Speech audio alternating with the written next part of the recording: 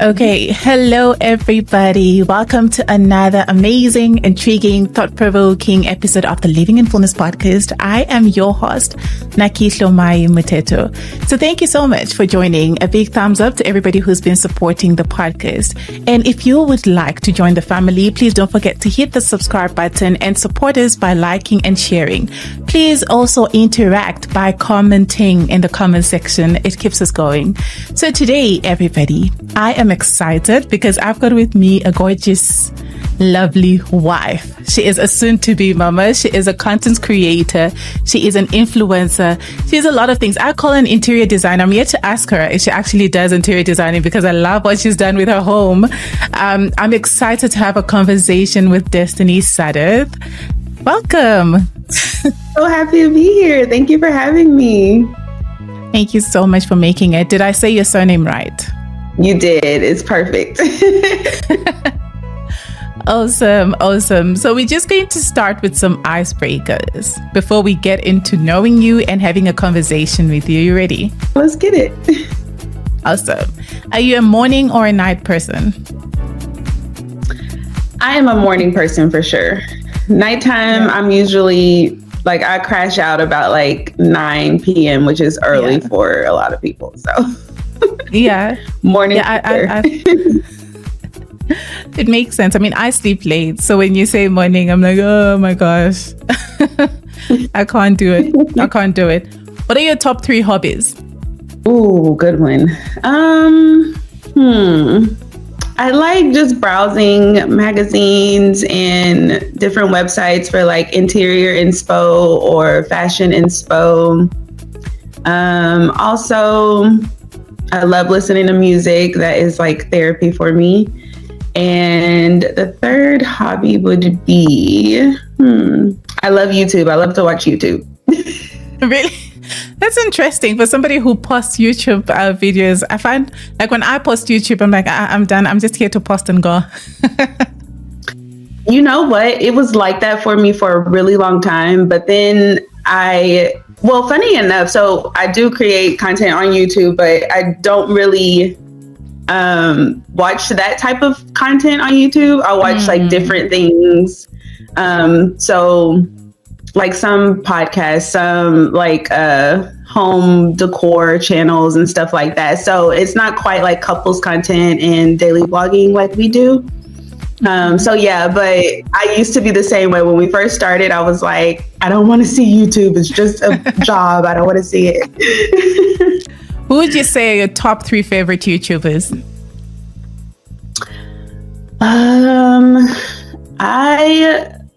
Actually, there's oh my gosh, nobody's coming to my brain right now.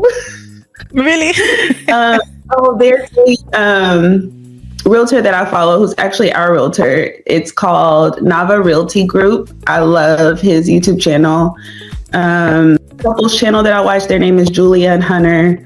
And oh my gosh, I can't think of a third. I'm usually just all over the place, browsing new people to watch. Actually, it kind of gives you a different aspect and a little bit more inspo and stuff like that, just to see different things. It makes sense.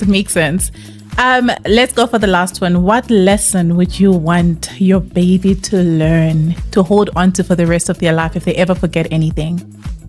Consistency is always going to give you a different result. I will say, working hard, obviously, but I feel like the moment you stop being consistent is when things kind of stop working out for you. I don't know. I kind of attribute a lot of it to being on social media and stuff like that. I feel like part of the reason that we got here today is just being consistent. And so, I don't know, we really like that word in our home, just being consistent with everything that we do. And you're sure to see a result at some point.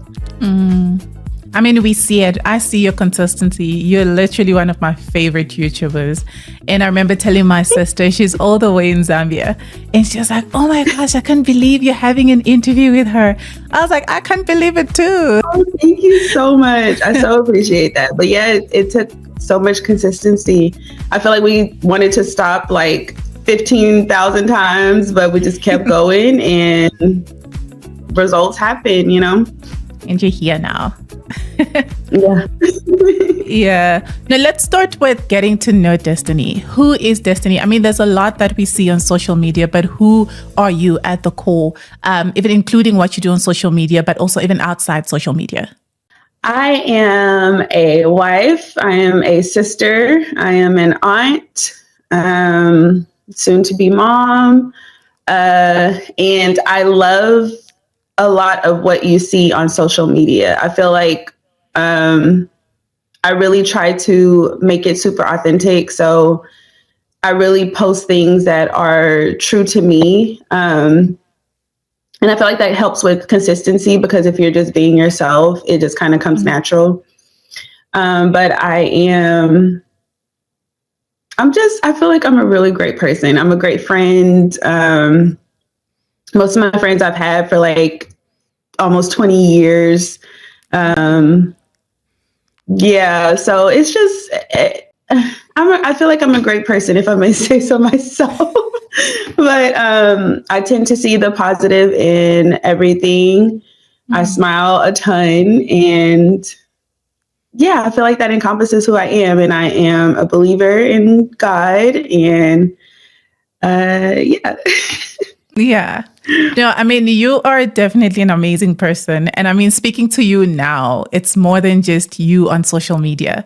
So I'm happy that you had to say the truth about yourself.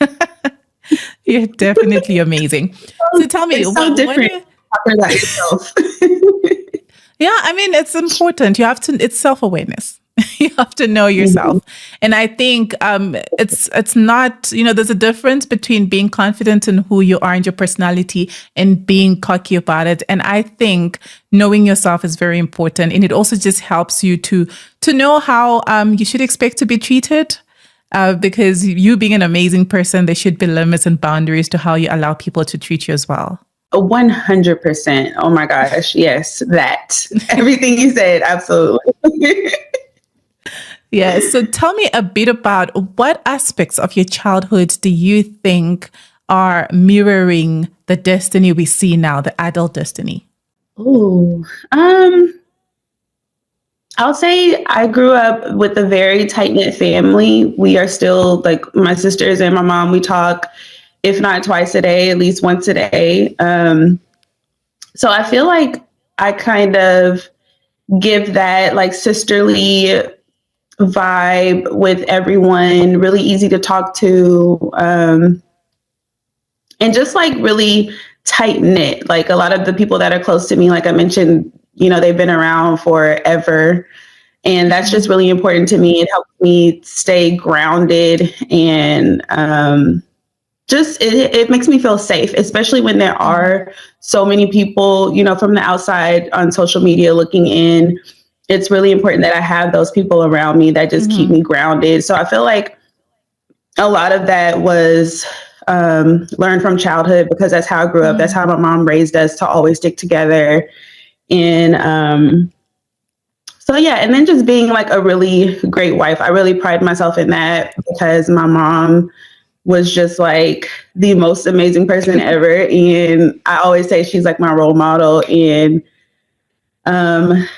yeah, so just a lot of the way that I grew up and the way that I was raised. That's incredible. You definitely do show us on social media that you're an amazing wife. And I mean, look at you. You cook, you clean, you know how to do interior decor for your home. That's saving costs right there. I mean, that's amazing talents that you have and gifts. And I love how you actually incorporate all your gifts and everything that you do. How do you manage to find balance? You know what? I feel like it really kind of comes easy for me. It's like I said, like I've always really been into these things. So it just kind of comes natural. I don't really struggle finding the balance, if I'll say, like, speaking honestly. Um, it's more so just I kind of put a little pressure on myself daily to see how I can improve or what I could do better or more or how I could have done something differently. But I'll say I don't really struggle with the balance of it because it really kind of comes naturally, especially like with the stuff like in home. Like I love to clean. And then also it's really easy because Brandon, my husband, is just as much of what you see that I do, he does like also like it's so reciprocated with the cleaning, the cooking, laundry, you know, those things like that. Even decorating, we collab on a lot of things. So maybe that's how that I find balance because I have like a really great help aside. Yeah, I think maybe it also helps, just him being supportive. But I think naturally it's also because you're quite ambitious, it seems, and you're somebody who does, if you've set your mind on something, it seems you really go and get it. So now, just from that aspect, do you feel like you being on social media adds to the pressure? I'm asking because sometimes I take breaks from social media because I feel I always have this pressure to give you more on social media just because I've given you this and you really loved it. Now I have to think of what can I do more that you will love more?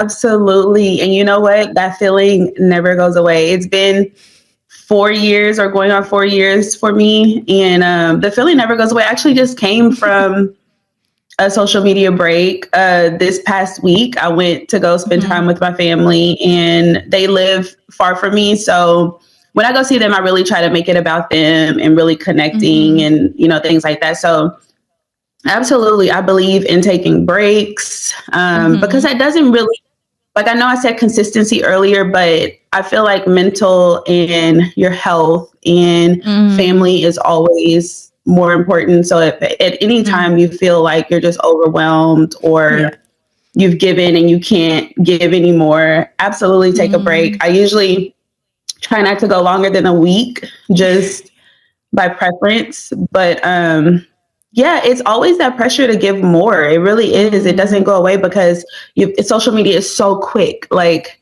I'm sure when I log back on today, there's going to be things that have changed and there's new trending things. And so there's always the pressure to kind of put out more content and give more of yourself. But it's also important to respect your own boundaries. And that's something that I learned. Like everything that I put on the internet is because I literally want you to see it.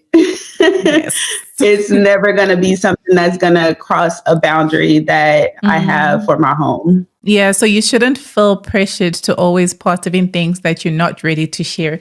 Because I feel like social media is also a source of mental health issues for people these days.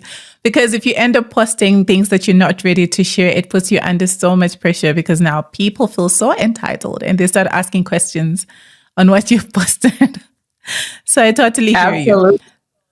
Absolutely. Especially like with sharing the pregnancy. There are a lot of people now that are like super invested and they want to ask certain things, but it's still like, I still have boundaries and I'll just refrain from answering or, it's social media is tricky, but I feel like as long as you respect your own boundaries and just limit what you put out there and be specific in what you put out there, then it makes it a little bit better. I agree with you. So now I want to backtrack a little bit because now that we're speaking about social media, you and Brandon had to wait to have your bundle of joy that we're all waiting for now.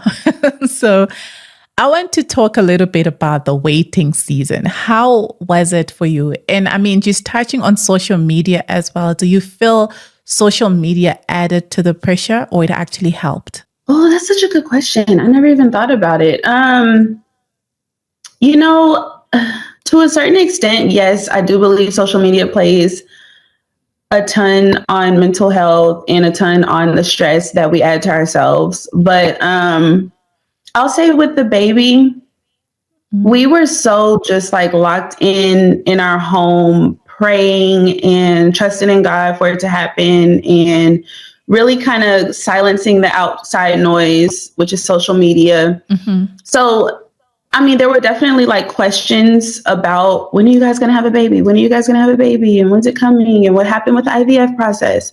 But I feel like it didn't, I don't know if we kind of guarded our heart a little bit with the topic, but I wouldn't say that it added to it. But the waiting season itself was really, at first, you know, because we did do, I'll backtrack. So we did do one round of IVF that actually failed earlier last year. And that was crushing for us. That took us down a ton. But what we did was we just kind of shifted our mind frame, started praying more. We traveled more. We did all the things to kind of get our mind back healthy around the situation. And I feel like that's what really helped. Once we went through that season of difficulty, it just kind of made it to where we're the only ones that are that have anything that's like where we're the only ones that can hurt ourselves or put the pressure on ourselves. Yeah. You know what I mean? So I wouldn't say that we were affected too much by social media, because social media is just, you know, people are invested. Once you give them a bite of the cookie, they want the whole cookie and they don't want to wait. And so, you know, it was tough, but we got through it and we're here today. But that waiting season, it was tough for us because we've been waiting so long for it to happen, going through multiple surgeries and just so much. So tell me about some of the emotions you were feeling. So, I'm looking at it like, sometimes you find women are more worried than men. So like maybe you're more invested in the why is this not working? And then Brendan is like, it's going to work, you know? So what were some of the emotions that you were feeling and how did you get to deal with them? So in the beginning, it was more so Brandon was super like positive about the experience, and I was the one who was like, oh my gosh, this could possibly not work. Like I was on pins and needles scared. But once we had the first round of IVF fail, it then became where Brandon was just not really that trusting in the process. And I became the one who's like, you know what, let's just keep our faith in God. Let's keep praying. Let's do it one more time. Let's just try it again. And really just kind of encouraging and lifting him up. So I think I'll say the emotions just kind of, and we always say this about our marriage, that really keeps us locked in and in sync. It seems like it always works out where if I'm having a down moment, he's having a great moment and he's able to lift me up, and vice versa. When he's having a down moment, I'm able to be there to lift him up. So it just kind of really helps us keep the balance. So thankfully, we weren't both at a super low at the same time. We were able to just, somebody was being that strong person that really believer to just pick the other one up and get through the situation. I think that's God's way of making things work out, because I imagine when times where you're both down, who's going to lift the other one up? It's like even faith. You have no faith. You have no hope. You're just at a point where you're both like, we're going to give up. And I think like you're saying, I've noticed as well, even with my husband, there's times where the one is up, the one is down, and there's one who's more encouraging and the other one is not. So I think it's God's way of keeping us going, and there's always some sort of hope that he keeps giving us that just helps us to keep going and supporting each other, But Absolutely. Have you always, when you got married, was it you both's intention to actually have a child immediately, or had you agreed that you wanted to wait for some time? When we first got together, Brandon was ready right away. And I was kind of like, let's just wait a little bit. But of course, I always wanted them, just not earlier in the marriage. I kind of wanted to travel and enjoy the marriage and all the things like that. So I'll say we started seriously discussing it maybe like a year and a half after we got married. And then that's when we ran into the struggle of being able to conceive on our own. And that's when we started to look into the IVF process. But I definitely always wanted them because I come from a family, like I'm one of four. And Brandon's an only child. So we definitely always wanted a family of our own. Our timing was just not aligned in the beginning, but soon we just kind of, it worked out at the perfect time. That's amazing. So, because you're both Christians, right? So, what was your relationship or your view of God during all this? Because I know now that you're here, it's different. You have a different perspective of the entire situation. But really, in the moment, what was your view of God? And did you ever really understand what God is trying to do in the moment? You know, someone asked us this question the other day. We did like a little Q&A on the YouTube. I'll say that we were definitely, our faith was definitely tested because we just felt like we're great people, we're married, we have the house, we have, you know, debt free, we have all the things, we've got businesses. And we're just like, why wouldn't God bless us with this? This is literally the only thing we're asking for. And it was tough. You know, we really had to really get deeper into our prayer life and really get deeper, even being more involved in the church and just really increasing those prayers and being more specific about them. Because we definitely were like, what's going on? Like we feel like we're good people. We're going to make a great person. What's the issue? But I'll say once we did that, we really just kind of put it in God's hands and stopped putting the stress on our marriage to make it happen. You know, we just started enjoying each other more and seeing the world more.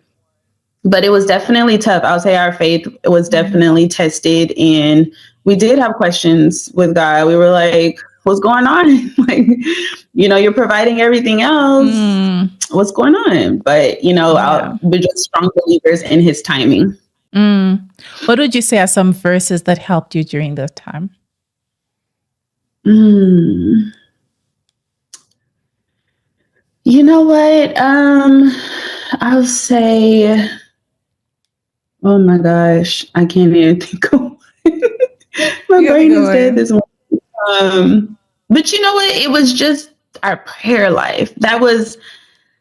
I'll say that was the biggest thing, you know, because we were just being totally not specific with him, but we learned to pray and really be specific in our prayers and really start asking God for specific things versus just saying, okay, God, we want a kid, you know, or we want this. And, you know, thank you, Jesus. Amen. But they just got more intentional. And I think that's what really helped. But if I can think of a scripture, we'll come back to that one. That's fine. That's fine. I mean, I woke you up too early. I can't think in the morning at all. But so tell me, if I'm looking at this whole situation, right? I'm saying this is a couple that are very strong in Christ. They have faith into trusting God. But when I look at the reason I was asking you about social media was, I remember every time you'd not every time, but instances where you'd post a picture and people start congratulating you.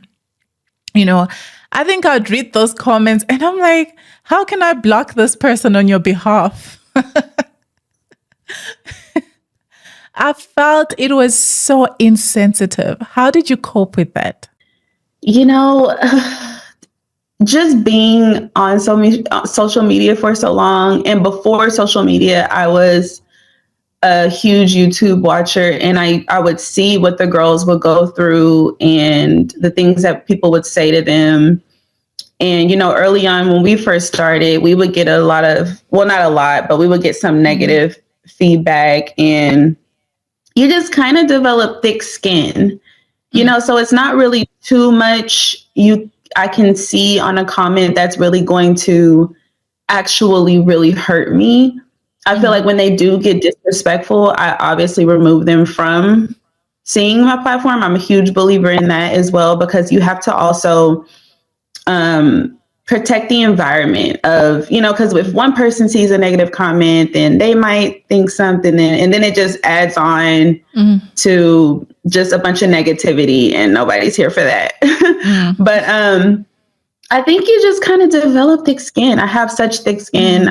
People have been telling me like months ago, they're like, oh my gosh, are you pregnant? You look like you're fat today. Like, they'll just say things, and it's like, okay, you just kind of scroll past it. And because for every one negative comment or rude comment or insensitive comment, there's like hundreds of people that are expressing their love for you and their support. And that's where I would rather spend the energy versus getting the one negative comment. Like it's not worth it. I agree with you. But then, another thing that I was thinking about whilst you're speaking about this is, did you at any point, because I know you've been posted, like you had been posting your IVF journey. And I think at some point when you did the final one, in my head, I'm like, oh my gosh, they shouldn't have posted. Because, in Africa, we believe that you do not talk about, well, people now are doing it. Yeah. We believe that you don't talk about your pregnancy. You don't tell people because people are going to mess the entire process up. So did you at any point, weren't you scared that people will do whatever they should do or speak negatively, or it might not work after you've like put it out there?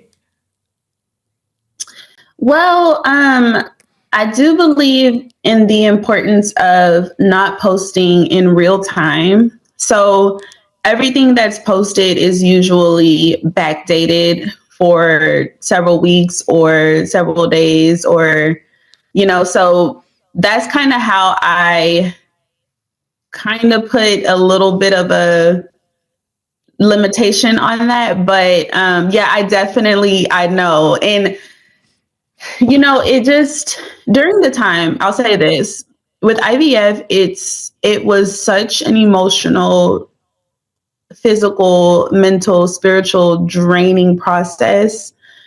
I thank God for it, but it's definitely, it takes a toll on your body. So I guess with that, it kind of links back to the pressure to perform on social media, because when I was going through the IVF process, it was really hard for me to keep up with content, because I was just my body was tired. I was on a ton of medication, and it was hard to just be like, oh, hi. So it was more natural for me to just be honest and be real about it. Plus, there's a whole community of IVF women and couples and people that are going through it. And I just felt like, you know what? Why should it be a secret? Though it wasn't posted in real time, I just felt more spiritually led to share the process. And I don't know why, because I didn't have the intention to do it, but it was just something that it just kept eating at me, like, share about it. Like, these are things that women and couples are going through, and it is hard. And why not be the face of it? Why not make it normal? But yeah, I did, I feel like maybe our culture is just a little bit different on that. We definitely tend to not share in the first trimester. Yeah. Whereas it's different I've heard that you guys just kind of keep it a secret the whole way. Yeah.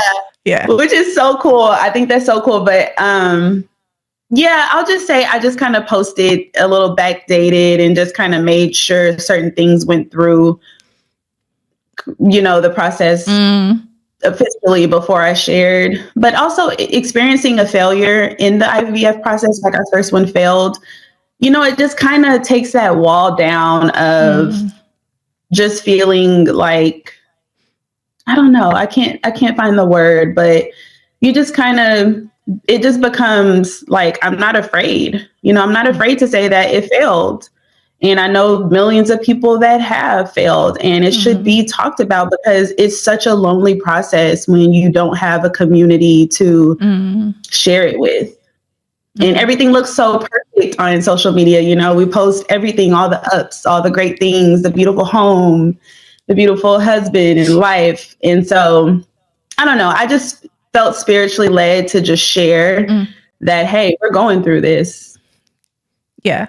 I think it was incredible. When I watch the journey of you sharing, for me, it speaks more into faith because you've got a lot of people that are waiting to see what's going to happen. There are people that are hoping to learn from your story. And then there are people that are like, oh, she's talking about it. Let's see how it's going to turn out. And I think for me, it really increased your faith. And I think to some extent, it did show God that you probably have grown to the level He wanted you to grow. You know, so I think it was incredible that you shared. And there's definitely a lot of people. I always say these days, it's quite painful that you find more Christians are the one that are actually struggling with the whole pregnancy journey and process. And it's very difficult because you're like, okay, God, we're praying. What else are we supposed to do here? But I think it was incredible that you shared. There's a lot of people that learned from it. So with the IVF, what are some of the emotional, I know you share mostly on your YouTube as well. What are some physical changes or physical pain that you had to go through during this entire process? And does it still have an impact on your body? Great question. Oh my gosh.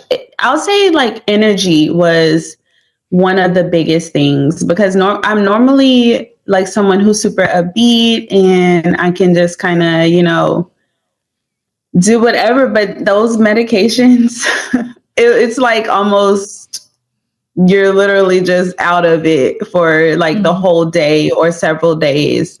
Some of them were just like really painful. Like there were needles involved on a daily basis, sometimes 2 or 3 a day.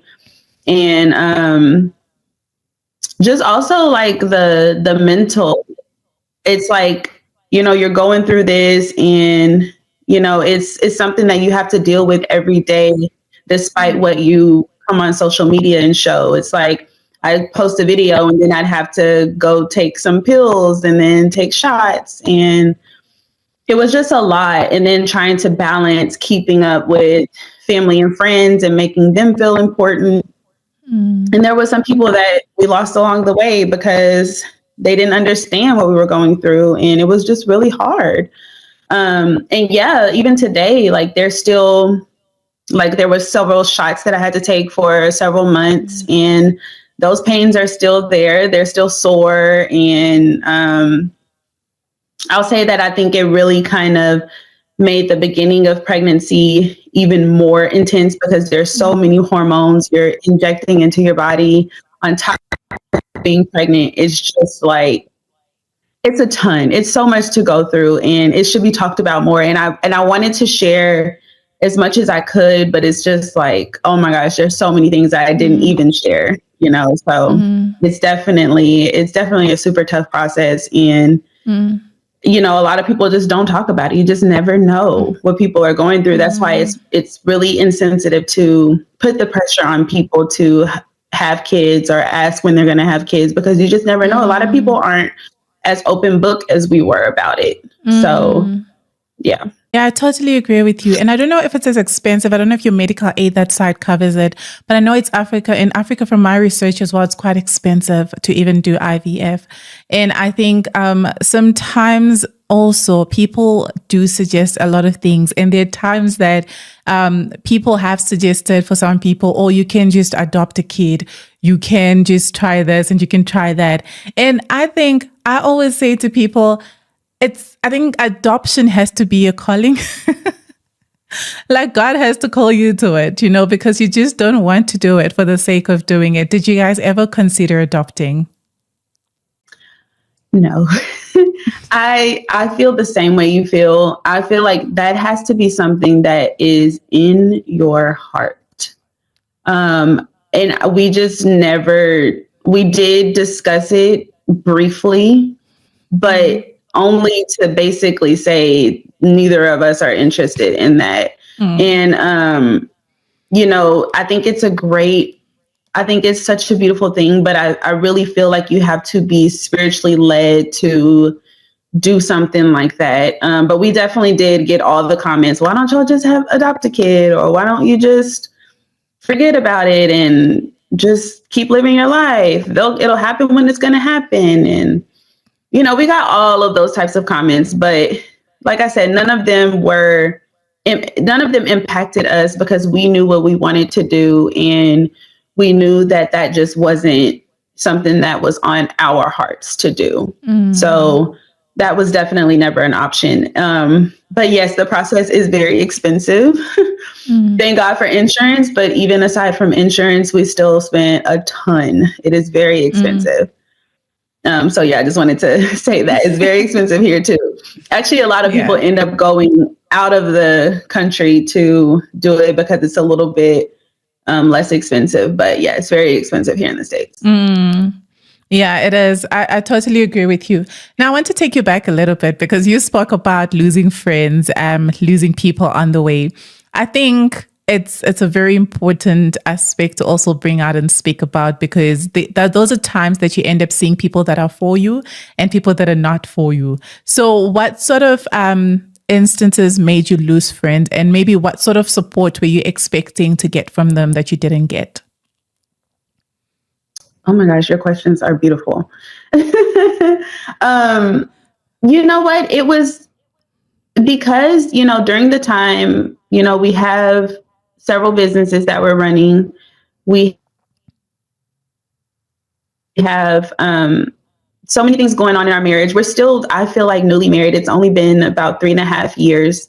And then on top of that, we were going through one of the most difficult, challenging processes, which was IVF, that our marriage has experienced. So we just kind of really wanted grace. It was like, no, we cannot attend everything. No, we cannot give you every single weekend to hang out. We cannot be here and still run the businesses and, show up for social. And then people think because you post on social media that you're available. And, it's just like, man, no, that's my job.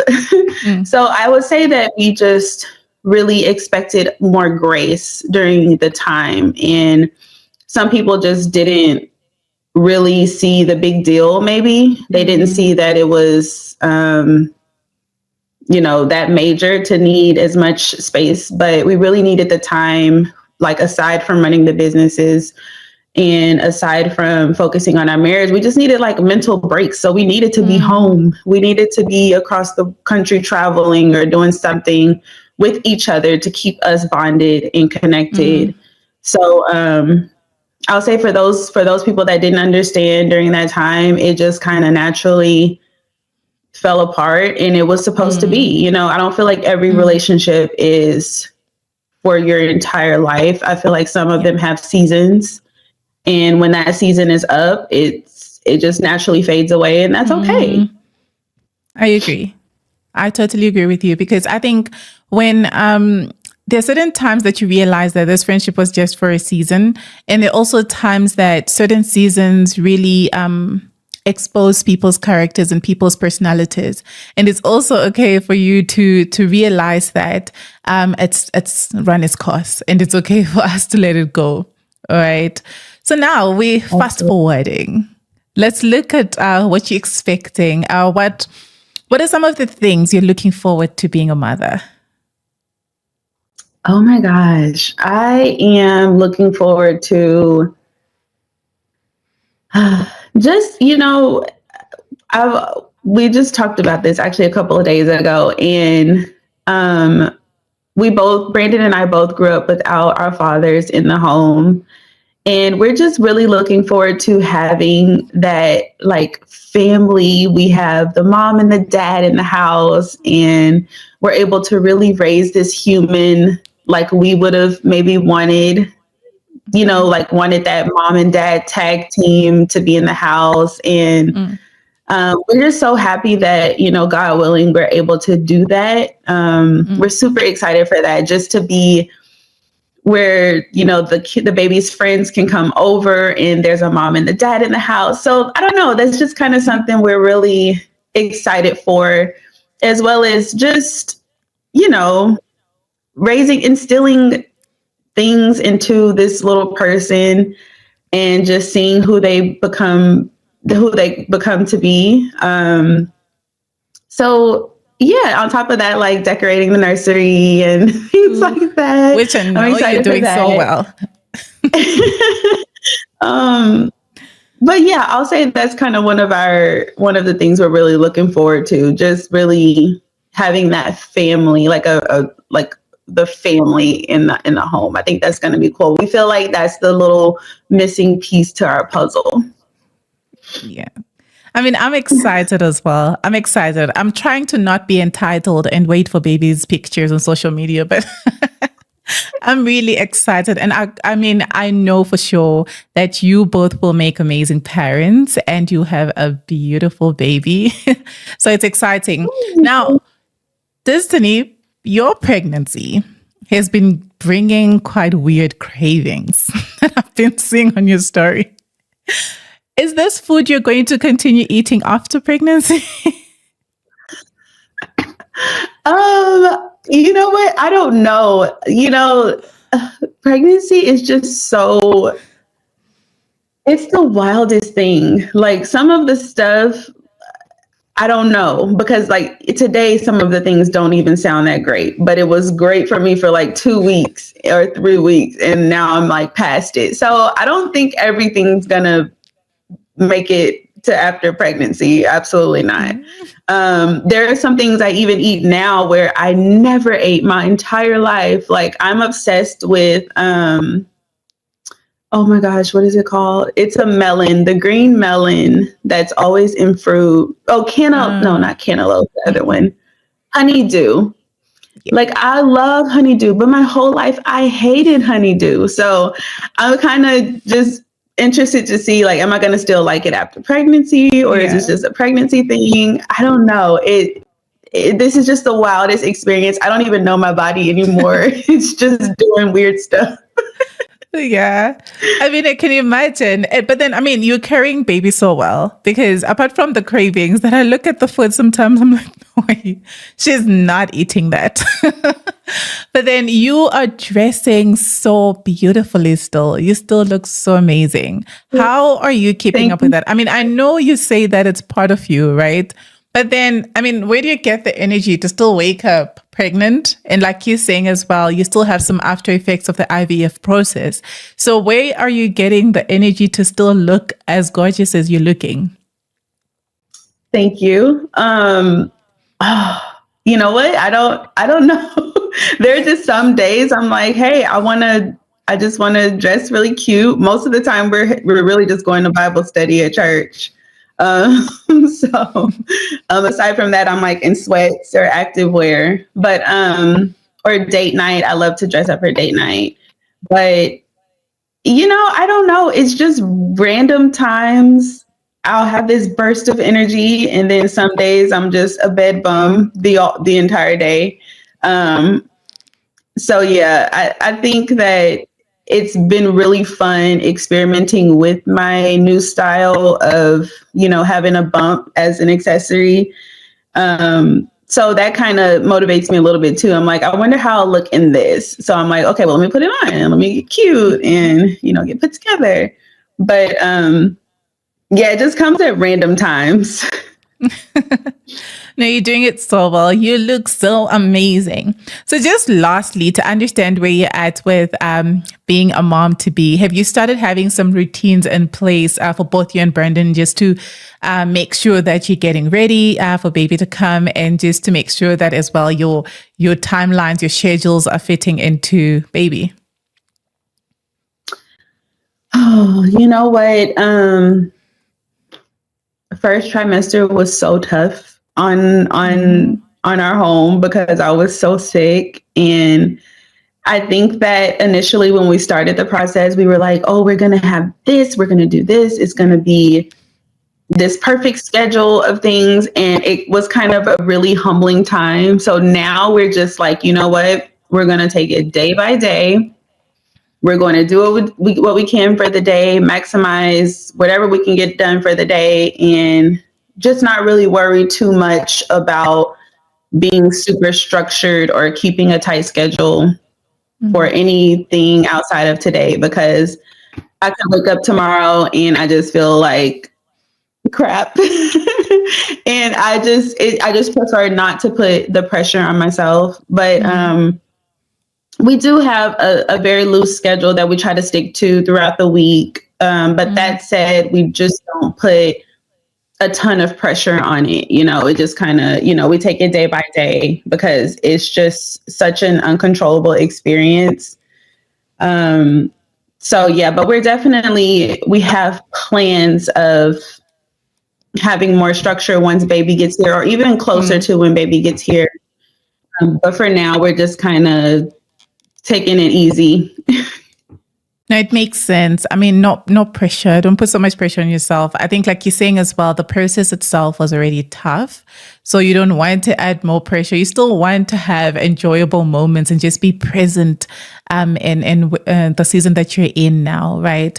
So I think you mentioned earlier that you really felt compelled to share on social media because there are a lot of women that resonate with the IVF process, the trying to have a baby process. What advice would you give to another woman who's probably going through infertility issues? I mean, a couple rather, because it's not even one person, a couple that's going through infertility issues. And what sort of advice would you give them just to get through? I would say just take it easy on your body, even before you begin the process. Just know that there's so many steps to it. And if at any point, sometimes we would take one step forward and then we would have to take 5 back because we would have to go through surgery or do something. So just know that you've got to take it day by day. I would say pray about it every single step of the way. Try not to put so much stress on your marriage, and also no pressure to go everywhere and do everything. Like, you really want to allow your body time to prepare for the process. So I would say preparation is a major thing that we took more serious our second time around, because before we just kind of, we just treated it like it was the same. We would go everywhere, do everything. But this time we just did more resting for my body to prepare for the process, because it's so much and it's so draining. So you want to just give your body that time and just stay connected. Like, just know that you are a team.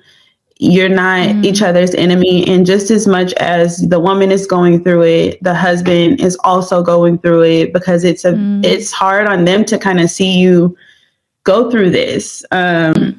So I would just say, just remain a team, remain prayed up, allow your body time to rest before, during, and after the process. And just try to, be as healthy as you can. I wasn't like a super, I wasn't on any diets or anything like that, but just try to, refrain from, maybe like alcohol and doing, eating super crazy foods or anything like that. But just stay prayed up. I feel like that is such a major thing. We kind of just expected it to work the first time, whereas this time we really put it in God's hands.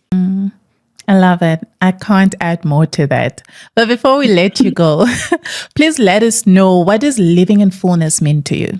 How would you interpret it? I would say living in fullness means to really live out your purpose and really stay true to yourself and your morals and your values, and just really be consistent with yourself and be true to yourself. Because fullness is such a heavy word for me to, I don't know, it encompasses so much, but I feel like really just being true to who you are and staying true to your values and your